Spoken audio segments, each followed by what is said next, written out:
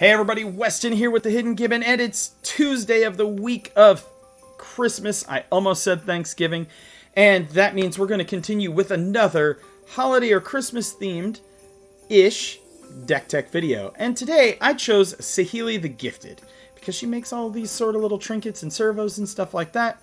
And so this is going to be like a Christmas toy maker theme. And it is red and blue, and so without further ado, let's get straight into it. So we have Saheeli the Gifted. She is a 4-mana planeswalker for 2 generic, and you can +1 her to create a 1/1 servo artifact creature token. See, she makes toys for all of us. And then +1, the next spell you cast this turn costs 1 less for each to cast for each artifact you control as you cast it, and then -7 for each artifact you control. Create a token that's a copy of it. Those tokens gain haste, and then you exile them at the beginning of the next end step. So we're gonna make lots of artifact tokens.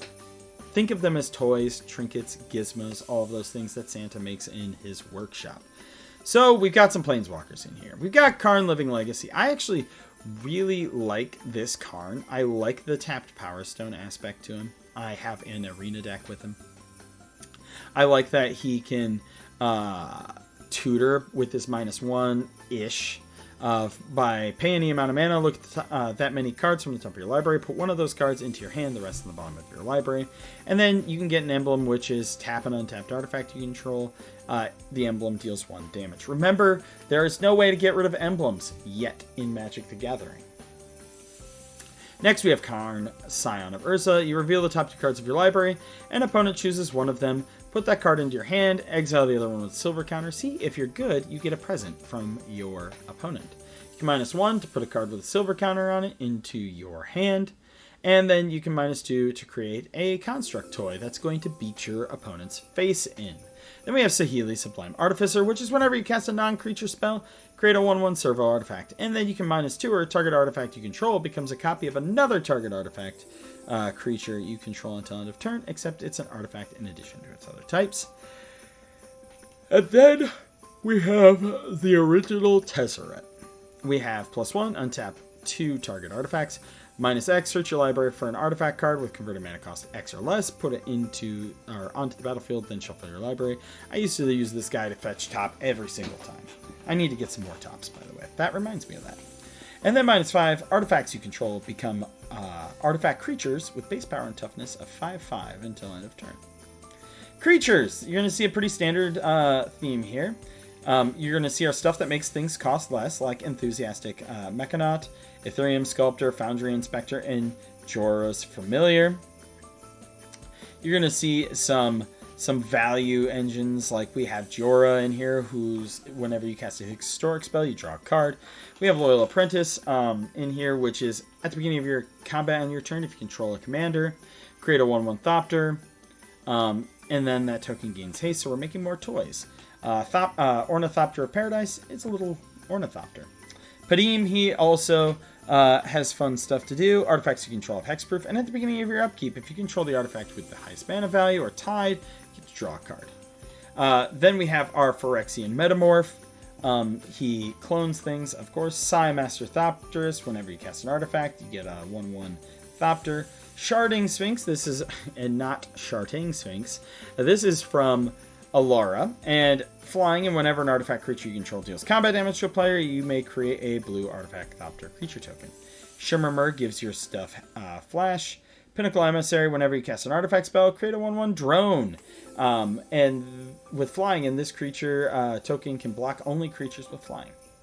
We have Sad Robot in here, Steel Overseers in here. Then we have the Mechanist, Aerial Artisan from the Avatar set, which is whenever you cast a non-creature spell, create a clue token. And until end of turn, target artifact token you control becomes a 3/1 construct artifact creature token with flying. We have UA, so you can waterbend with your artifacts and or your creatures to play stuff for free. Thopter Engineer, so when she enters, you create a Thopter artifact creature token, and artifact creatures you control have haste. Then we have Precursor Golem.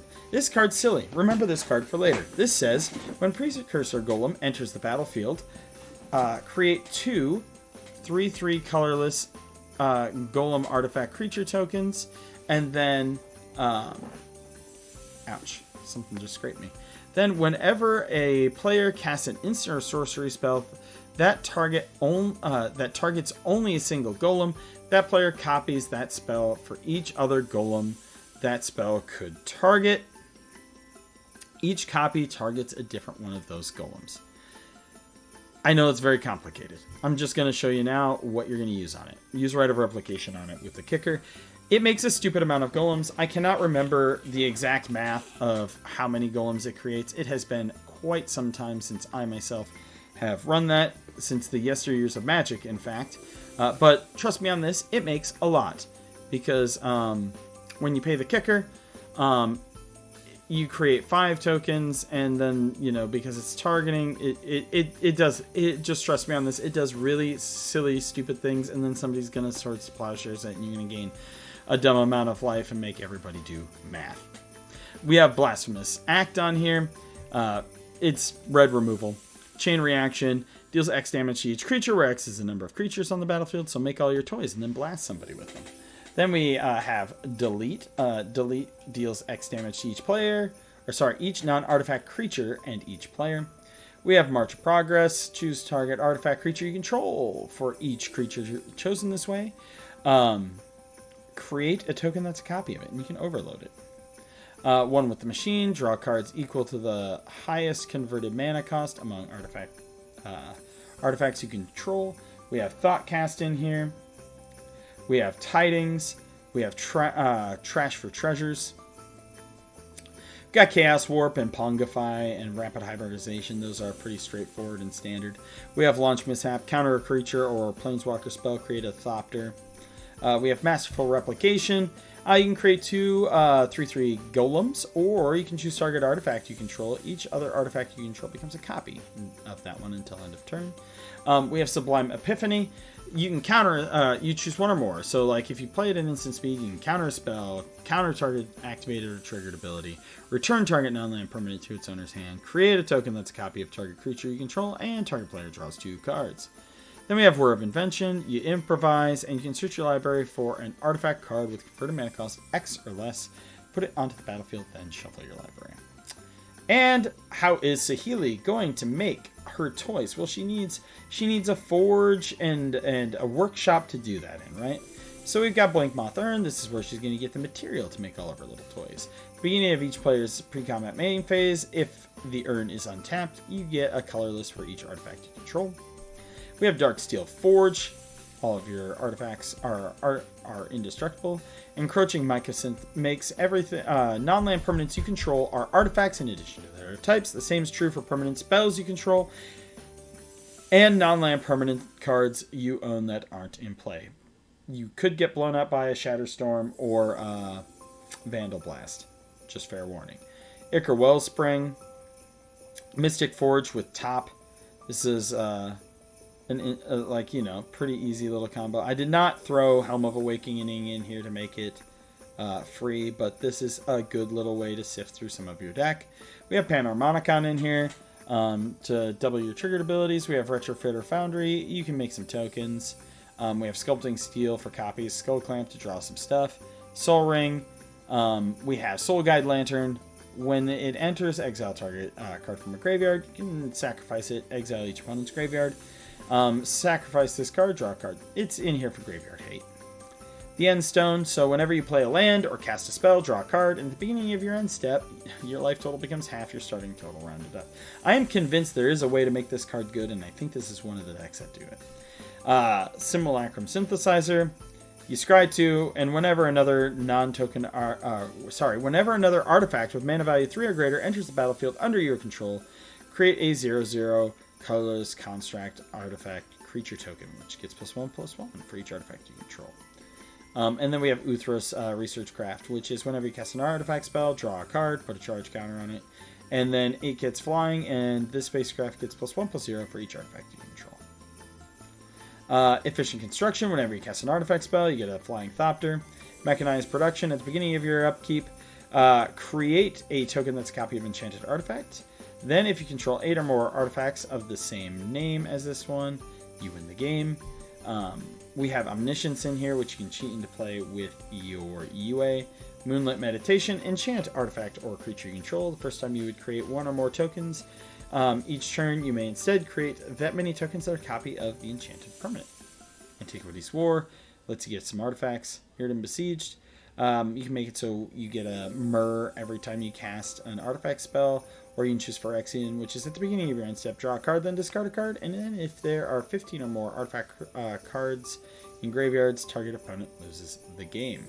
Then we have Stormvault, which does all this stuff here. When one or more creatures you control deal combat damage to a player, create a colorless treasure artifact creature or artifact token. At the beginning of your end step, if you control 5 or more artifacts, you transform it, and it becomes a Tolarian Academy we have at home. For our lands, we are running Academy Ruins. We're running Foundry of the Council, so you can sacrifice it, create 2 1/1 Thopters. That's pretty cheap, but, you know. Forge of Heroes, Inventor's Fair, Karn's Bastion is in here. Uthros, which is also Tolarian Academy we have at home. But yeah. Let me know what you think of this toy-themed deck in the comments down below. Like I said, trying to do some more Christmassy themed ones, but still make stuff that could work as regular decks outside of the holiday season. But as always, I'm Weston with the Hidden Gibbon, and for today's Christmas message, yesterday I was letting you all know to drive safe and travel safe wherever you're going. Today's message is, for those of you who don't get to see your family, don't have time to spend time with loved ones who have to work, I wish you peace and serenity and relaxation during this time. And as always, I'm Weston with the Hidden Gibbon, and I hope you all have a wonderful day.